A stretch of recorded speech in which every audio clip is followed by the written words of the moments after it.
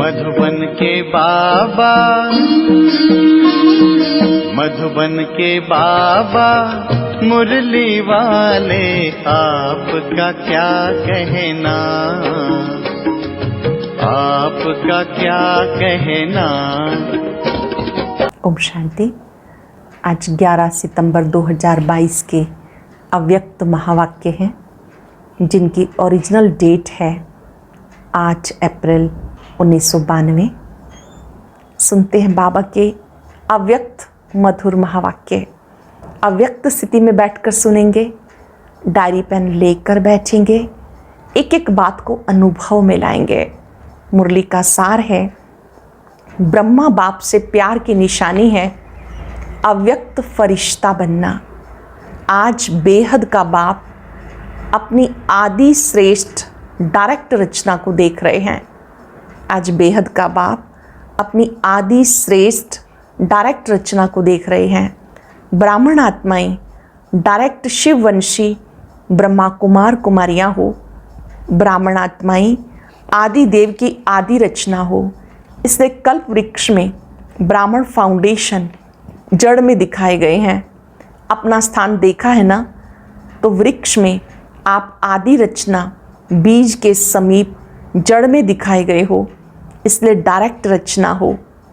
अन्य आत्माएं डायरेक्ट माता पिता अर्थात शिव बाप और ब्रह्मा माता अर्थात डायरेक्ट परमात्म रचना नहीं है। आप डायरेक्ट माता पिता की रचना हो, फर्क है ना। आप आदि रचना और अन्य धर्मात्माओं की रचना, दोनों में अंतर है। आप परमात्म रचना अपने रचता माता पिता दोनों को अच्छी तरह से जानते हो। आप परमात्म रचना अपने रचता माता पिता उनको आप अच्छी तरह से जानते हो। अन्य धर्म की आत्माएं आप तने से निकली हैं, आप जड़ भी हो और तना भी हो। विजुअलाइज करें, कल्प वृक्ष में आप नीचे कल्प वृक्ष की जड़ों में भी बैठे हो और तने के रूप में भी हो। ब्राह्मण रूप में वृक्ष की जड़ में हो, देवता रूप में वृक्ष के तना हो, और सब धर्म आप तने से निकलते हैं। तो आप डायरेक्ट रचना का कितना महत्व है। डायरेक्ट बीज के साथ आपका संबंध है। बीज शिव बाबा, उनके साथ आपका डायरेक्ट संबंध है, उनका इनडायरेक्ट संबंध है, आपका डायरेक्ट है। आप सब रूहानी नशे में कहेंगे हम परमात्म संतान हैं। जो भी धर्म वाली आत्माएं आती हैं वो सब अपने को क्रिश्चियन, बोधि, इस्लामी कहलाएंगे। डायरेक्ट शिववंशी व आदि देव ब्रह्मा की रचना नहीं कहलाएंगी। क्राइस्ट वंशी क्रिश्चियन कहेंगे, धर्म पिता क्राइस्ट के क्रिश्चियन हैं, यही जानते हैं। वे सब धर्म पिता के वंश हैं। आप कहेंगे परमात्मा के, तो धर्म पिता और परम पिता दोनों में अंतर है। परम पिता के अर्थात डायरेक्ट रचना होना, तो डायरेक्ट और इनडायरेक्ट में कितना अंतर है। नशे में और प्राप्ति में भी अंतर है। इसलिए भक्ति मार्ग में इनडायरेक्ट अपने इष्ट द्वारा बाप को याद करते हैं। अगर कोई शिव भक्त भी है तो भी शिव शंकर एक मान करके याद करते हैं, तो इनडायरेक्ट हो गया ना। जानते भी हो राम का भी रामेश्वर है, लेकिन फिर भी याद राम को ही करेंगे, तो भक्ति इनडायरेक्ट हो गई ना, क्योंकि भक्त आत्माओं की रचना भी पीछे की आत्माएं हैं। आप डायरेक्ट परमात्म वंशी आत्माएं हो। द्वापर में भक्ति भी करते हो तो बिना पहचान के भी पहले शिव बाप की भक्ति करते हो। ब्रह्मा विष्णु शंकर ये सूक्ष्म देवताओं की पूजा पीछे शुरू होती है, आदि में नहीं। तो अन्य आत्माएं रचना भी इनडायरेक्ट आत्माओं द्वारा है और भक्ति में भी इनडायरेक्ट भक्ति है। आप डायरेक्ट भक्त हो, इनडायरेक्ट नहीं, अर्थात शिव की पूजा ही आरंभ करते हो। तो प्राप्ति में देखो, आप डायरेक्ट आत्माएं और डायरेक्ट रचना को अनेक जन्मों का वर्षा जीवन मुक्ति का मिलता है। हम सबको वर्षा जीवन मुक्ति का मिलता है। अन्य आत्माओं को जीवन मुक्ति का वर्षा इतने समय का नहीं मिलता। आपकी जीवन मुक्ति आधा कल्प चलती है। अन्य आत्माओं को जीवन मुक्ति और जीवन बंध दोनों ही आधा कल्प के अंदर मिलते हैं, वह भी द्वापर से आदि वाली आत्माओं को। पीछे वाली आत्माओं को तो थोड़े जन्मों में दोनों की प्राप्ति होती है। और विशेषता यही है, आपकी जीवन मुक्ति अर्थात गोल्डन सिल्वर एज चक्र के भी गोल्डन सिल्वर समय पर प्राप्त होती है। आपकी गोल्डन एज है तो युग भी गोल्डन एज है। आपकी गोल्डन एज है आत्मा की, तो युग भी गोल्डन एज का है, प्रकृति भी गोल्डन एज है।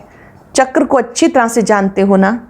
और अन्य आत्माओं की जब गोल्डन एज है तो युग कापर एज या आयरन एज है। कापर एज में उनकी गोल्डन एज है, आपकी गोल्डन एज में गोल्डन एज है। कितना अंतर हुआ। आप सतो प्रधान हैं तो प्रकृति भी सतो प्रधान है। वह रजो प्रधान प्रकृति में सतो प्रधान स्टेज का अनुभव करते हैं। तो डायरेक्ट और इनडायरेक्ट रचना का कितना अंतर है। इतना नशा है कि हम डायरेक्ट परमात्म रचना है, इस नशे में स्थित हो जाएं। मैं डायरेक्ट परमात्म रचना हूँ। सदा नशा रहता है या कभी कभी नशा चढ़ता है, परसेंटेज में फ़र्क पड़ जाता है। कभी 100% रहता, कभी 50%। रहना क्या चाहिए? सदा एक रस रहना चाहिए ना। तो चाहिए चाहिए कब तक कहेंगे? सदा नशा रहता है ये फलक से नहीं कहते हो, रहना चाहिए ये कहते हो। रहता है ये नहीं कहते हो, रहना चाहिए ये कहते हो। तो संपूर्ण बनना अर्थात जिससे ये चाहिए शब्द समाप्त हो जाए, सबके मुख से निकले कि सदा है, उसके लिए कितने वर्ष चाहिए? बाप भी चाहिए, पूछता है कितने वर्ष चाहिए? 10 वर्ष चाहिए कि उससे भी ज़्यादा व कम चाहिए? क्योंकि तपस्या वर्ष आरंभ किया, अब तो समाप्ति का समय आ गया। लेकिन जब आरंभ किया तो सबने क्या संकल्प किया? संपन्न बन जाएंगे, यही सोचा था ना। वर्ष तो समाप्त हुआ, लेकिन आप संपन्न हो गए या होना है। और वर्ष चाहिए, औरों को चैलेंज करते हो, सेकंड में मुक्ति जीवन मुक्ति का वर्षा लो, या कहते हो 25 वर्ष में लो। तो 12 मास में कितने सेकंड कितने दिन हुए? तो सबको संपन्न बन जाना चाहिए या अभी और समय चाहिए? क्या रिजल्ट है? कितने वर्ष चाहिए वो बता दो, नहीं तो दूसरा वर्ष समाप्त होगा, फिर यही गीत गाएंगे कि अभी समय चाहिए। ये चाहिए का गीत कितने समय का है? गीत का भी 3 मिनट 5 मिनट टाइम होता है। तपस्या वर्ष में दृढ़ संकल्प किया या संकल्प किया? हर एक अपने से पूछे, तपस्या वर्ष में दृढ़ संकल्प किया या सिर्फ संकल्प किया? दृढ़ता की निशानी है सफलता। फिर तो इस वर्ष और फोर्स की तपस्या चाहिए या सेवा करनी है, दोनों नहीं कर सकते हो। आपका कर्म योगी टाइटल नहीं है, योगी है। जैसे देखा जाए वैसे देखा जाए तो सेवा उसको ही कहते हैं जिसमें स्वयं और सबकी सेवा समाई हुई हो। सही सेवा कौन सी है? स्वयं की भी दूसरों की भी सेवा समाई हुई हो। दूसरे की सेवा करे और अपनी सेवा में अलबेले हो जाए, उसको वास्तव में यथार्थ सेवा नहीं कहेंगे। सेवा की परिभाषा है, सेवा का मेवा मिलता है। सेवा अर्थात मेवा, फ्रूट, प्रत्यक्ष फल प्राप्त होना। सेवा करो, मेवा खाओ। अगर स्वयं की तरफ अलबेले बन जाते हो तो वह सेवा मेहनत है, खर्चा है। अगर स्वयं की तरफ अलबेले हो जाते हो तो वो सेवा मेहनत है, खर्चा है, थकावट है, लेकिन प्रत्यक्ष फल सफलता नहीं है। पहले स्वयं को सफलता, साथ में औरों को भी सफलता की अनुभूति हो, साथ साथ हो। स्वयं को ही औरों को नहीं तो मैं भी ये भी यथार्थ सेवा नहीं। स्वयं को हो और दूसरों को ना हो, ये भी यथार्थ सेवा नहीं। और औरों को हो, स्वयं को नहीं हो तो भी यथार्थ सेवा नहीं। तो सेवा में सेवा और योग दोनों साथ साथ क्यों नहीं रहता? उसका कारण क्या है? एक को देखते हो दूसरा ढीला हो जाता है, दूसरे को देखते हो पहला ढीला होता है। इसका कारण क्या है? कारण है सेवा के प्लान तो बहुत बनाते हो, लेकिन प्लेन बुद्धि होकर प्लान नहीं बनाते हो। जो भी योजना बनाओ प्लेन बुद्धि होकर के बनाओ। प्लेन बुद्धि अर्थात सेवा करते कोई भी बात बुद्धि को टच ना करे, सिवाय निमित्त भाव निर्माण भाव के। निर्माण करते निर्माण स्थिति में कमी हो जाती है। इसलिए निर्माण का कार्य जितना सफल करना चाहते हो उतना सफल नहीं होता। शुभ भावना शुभकामना का बीज है नमित्त भाव निर्माण भाव। शुभ भावना शुभकामना का बीज है नमित्त भाव निर्माण भाव। हद का मान नहीं, निर्माण। इसलिए सेवा के प्लान बनाने से पहले प्लेन बुद्धि बनाना अति आवश्यक है। नहीं तो प्लेन बुद्धि की बजाय अगर बुद्धि में और अयथार्थ भाव का किचड़ा मिक्स हो जाता है तो जो सेवा का प्लान बनाते हो उसमें भी रतन जड़ित के साथ साथ पत्थर भी जड़ जाते हैं। रतन और पत्थर मिक्स हो जाते हैं। 9 रतन जड़ेंगे तो एक पत्थर मिक्स करेंगे। कोई भी चीज़ में 9 रियल हो और एक आर्टिफिशियल हो तो वैल्यू क्या होगी।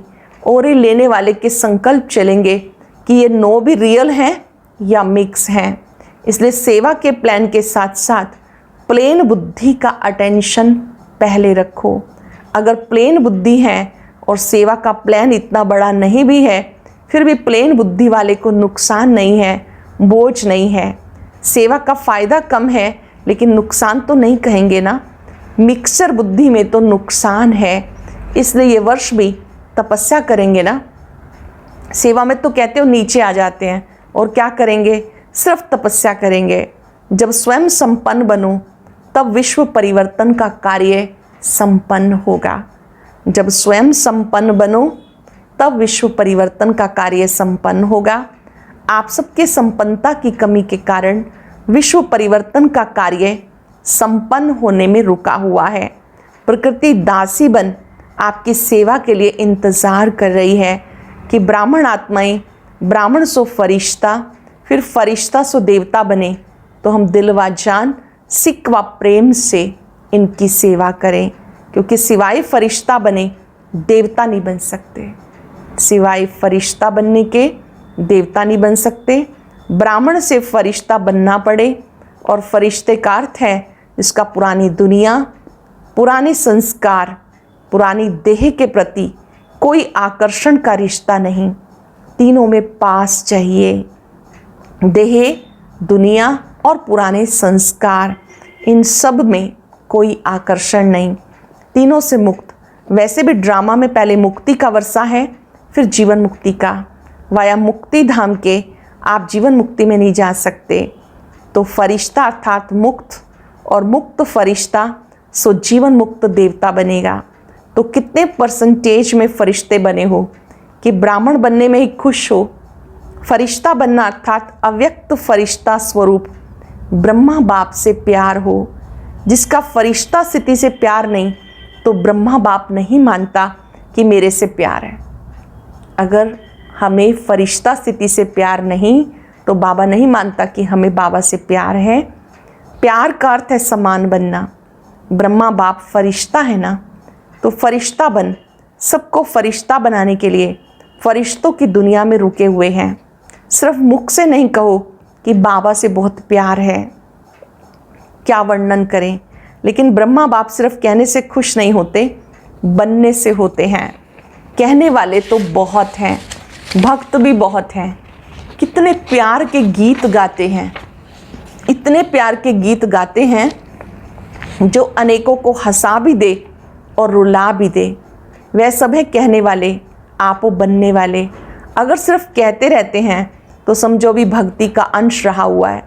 ज्ञानी तो आत्मा, योगी तो आत्मा नहीं कहेंगे, लेकिन भक्त योगी आत्मा कहेंगे। अब क्या करेंगे, कोई नवीनता दिखाएंगे या जैसे इस वर्ष किया वही करेंगे। ऐसा भी समय आएगा जो बाप दादा उनसे मिलेंगे जो करने वाले हैं, जो बनने वाले हैं, सिर्फ कहने वाले नहीं। अभी तो सभी को अलाउ कर देते हैं, भावना वाले भी आ जाओ, ज्ञानी योगी तो आत्मा भी आ जाओ, लेकिन समय परिवर्तन होना ही है। इसलिए अपने ऊपर 10 गुना अंडरलाइन करके परिवर्तित होकर दिखाओ। फिर बाप दादा को उल्हाना नहीं देना कि ऐसा कैसे होगा, ऐसा क्यों किया। आप पुरुषार्थ में स्ट्रिक्ट नहीं होते हो तो बाप को स्ट्रिक्ट होना ही पड़ेगा। आप पुरुषार्थ में जितना स्ट्रिक्ट होना चाहिए वो नहीं होते हो, फिर बाबा को होना पड़ेगा। अभी तो बाप के प्यार स्वरूप से चल रहे हो, पल रहे हो, लेकिन सतगुरु का रूप धर्मराज नहीं, सतगुरु की आज्ञा सिर माथे गया हुआ है। अभी तो बाप दादा मीठे बच्चे, प्यारे बच्चे कह के चला रहे हैं। अगर प्यार है, मिलन की प्यास है, तो समान बन के मिलो। प्यार है, मिलन की प्यास है, तो समान बन के मिलो। महान अंतर में नहीं मिलो, समान बन के मिलने में बहुत मज़ा है। ये मज़ा और है। अच्छा, बाप से मिल लिया, दृष्टि ले ली, वहाँ गए तो फिर कोई कमजोरी आ गई, शक्ति मिली और काम में लाई। एक दो बार विजयी बने, फिर कमज़ोर बन गए।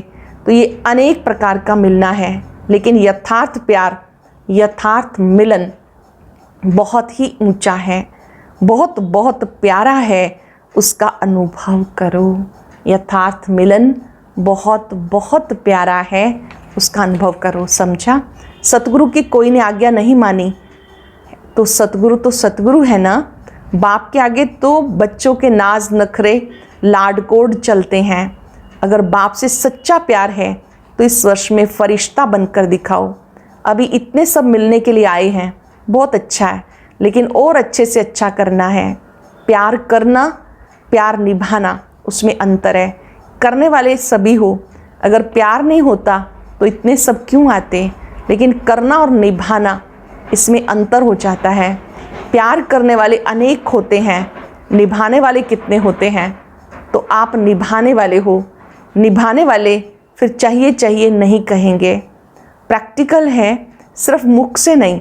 सुनाया ना, तपस्या के चार्ट में भी अपने को मार्क्स सर्टिफिकेट देने वाले बहुत हैं, लेकिन सबके संतुष्टता का सर्टिफिकेट किसी किसी को प्राप्त होता है। सर्व से संतुष्टता, सर्व को संतुष्टता, ये सर्टिफिकेट किसी किसी को प्राप्त होता है। चार्ट रखने वाले भी बहुत निकले, अपने को अच्छे से अच्छा सर्टिफिकेट देने वाले भी बहुत निकले। बहुत नहीं, लेकिन कुछ हैं। सेकंड नंबर वाले भी बहुत हैं, लेकिन सबके मुख से निकले, हाँ ये नंबर 1 है। सबके दिल से दुआओं का सर्टिफिकेट मिले, इसको कहेंगे नंबर 1। कई बच्चे कहते हैं हम तो ठीक हैं, लेकिन कोई कोई आत्मा का कोई कड़ा हिसाब है हमारे से, जो कितना भी संतुष्ट करते, लेकिन वो संतुष्ट नहीं होते। बाप दादा ने पहले भी कहा, अगर कोई कड़ा हिसाब किताब है भी तो भी कम से कम 95% सर्टिफिकेट तो मिलना ही चाहिए। 5% का कड़ा हिसाब किताब है, वो भी माफ़ है, लेकिन 95% दिल से दुआएं दें। कई ऐसा कहते हैं सबसे संतुष्ट कौन है, ऐसा तो एक भी दिखाई नहीं देता। बड़ों के लिए भी सोचते हैं, इनसे ही नाराज़ हैं तो हमसे हुए तो क्या बड़ी बात है, लेकिन उन्हों से 95% दिल से राजी हैं। बड़ों की बात दूसरी है। इस मामले में बड़ों को कॉपी नहीं करना, क्योंकि बड़ों की बात दूसरी है। बड़ी ये बात ध्यान से सुनेंगे। बड़ों को जज बनना पड़ता है, तो 2 में से 1 की बात कोई हाँ करेंगे, वो कहेंगे बहुत अच्छे हैं, और जिसको ना करेंगे वो कहेंगे ये भी अच्छे नहीं हैं। तो जज एक को ही तो हाँ करेगा या दोनों को, तो बात अलग हो जाती है। लेकिन दिल की तपस्या, दिल का प्यार, निमित्त भाव, शुभ भाव, वो सर्टिफिकेट सामने देखो। दिल की तपस्या, दिल का प्यार, निमित्त भाव, शुभ भाव, वो सर्टिफिकेट सामने देखो। ये नहीं कॉपी करो कि बड़ों से भी संतुष्ट नहीं है, हम तो पास हो जाएंगे, ऐसे नहीं सोचो। 95% अगर संतुष्ट है तो नंबर मिल जाएगा। समझा? अच्छा, चारों ओर के आदि पिता की आदि रचना, डायरेक्ट रचना, श्रेष्ठ आत्माएं, सर्व जीवन मुक्त का वर्षा, अनेक जन्म प्राप्त करने वाली आत्माएं, सर्व ब्राह्मण सो फरिश्ता, फरिश्ता सो देवता बनने वाली अधिकारी आत्माएं, सदा प्लेन बुद्धि बन सेवा के प्लान में सफलता प्राप्त करने वाली आत्माएं, बाप से सच्चा स्नेह, सच्चा प्यार निभाने वाली सर्व समीप आत्माओं को बाप दादा का याद प्यार नमस्ते। रूहानी बच्चों की रूहानी बाप दादा को नमस्ते, गुड मॉर्निंग, शुक्रिया बाबा, शुक्रिया। वरदान, कंट्रोलिंग पावर द्वारा तूफान को भी तोहफा बनाने वाले यथार्थ योगी भव। कंट्रोलिंग पावर द्वारा तूफान को भी तोहफा बनाने वाले यथार्थ योगी भव। यथार्थ व सच्चा योगी वो है जो अपनी बुद्धि को 1 सेकंड में जहाँ जब लगाना चाहे वहाँ लगा सके। सच्चा योगी वो जो अपनी बुद्धि को जब जहाँ लगाना चाहे वहाँ लगा सके। परिस्थिति हलचल की हो, वायुमंडल तमोगुणी हो, माया अपना बनाने का प्रयत्न कर रही हो, फिर भी सेकंड में एकाग्र हो जाना, यह है याद की शक्ति। कितना भी व्यर्थ संकल्पों का तूफान हो, लेकिन सेकंड में तूफान आगे बढ़ने का तोहफा बन जाए, ऐसी कंट्रोलिंग पावर हो। ऐसी शक्तिशाली आत्मा कभी ये संकल्प नहीं लाएगी कि चाहते तो नहीं हैं लेकिन हो जाता है। शक्तिशाली आत्मा ये कभी नहीं कहेगी चाहते तो नहीं थे लेकिन हो जाता है। तो हमें यथार्थ योगी बनना है, सच्चा योगी बनना है। 1 सेकंड में मन बुद्धि को जब जहाँ लगाना चाहें वहाँ लगा सकें। स्लोगन है योग युक्त, युक्त युक्त कर्म करने वाले ही विघ्न प्रूफ बन सकते हैं। योग युक्त, युक्ति युक्त कर्म करने वाले ही विघ्न प्रूफ बन सकते हैं। ओम शांति। और अब यह एक बहुत अच्छी वीडियो भी जरूर देखें।